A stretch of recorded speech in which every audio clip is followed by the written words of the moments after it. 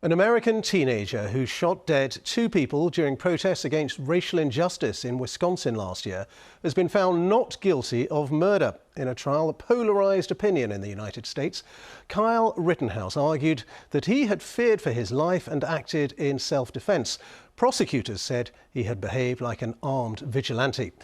Well, the case has provoked a heated debate about gun ownership. Our correspondent Nomia Iqbal reports now from the city of Kenosha. The defendant will rise and face the jury and hearken to its verdicts.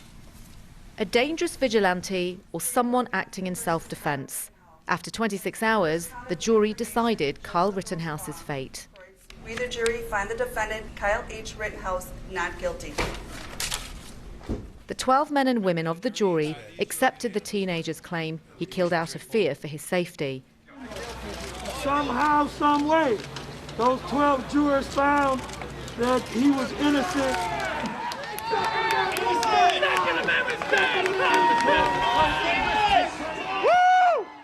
Outside court, the political divisions this case has caused were clear.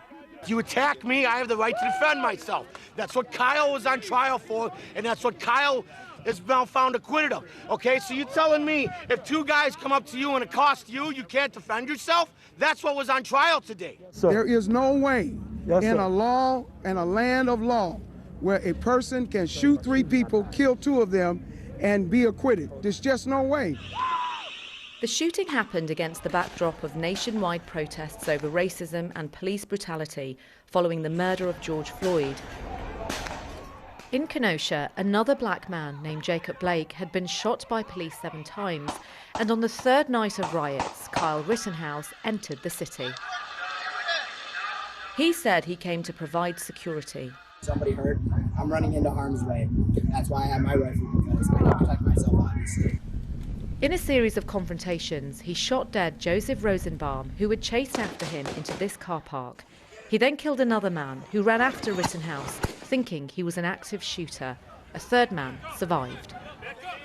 Police later arrested the teenager and charged him with murder.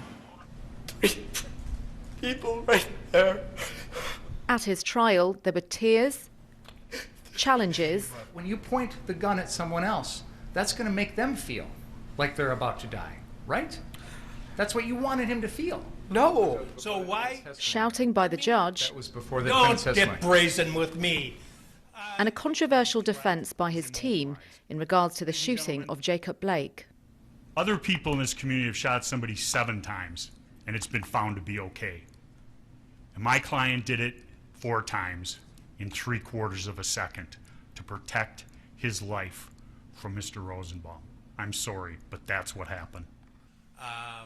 This case has become a big flashpoint on gun rights.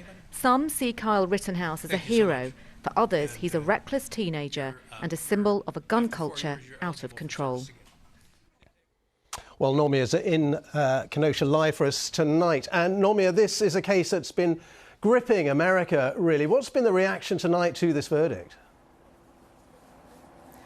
Well, the reaction has been division. This case has pulled together some of the most explosive issues in America: the right to bear arms, protests, racial injustice. There are civil rights protesters outside the courthouse who have said that if Kyle Rittenhouse had been a black teenager and had shot at 3 white people, the police would have behaved very differently that night.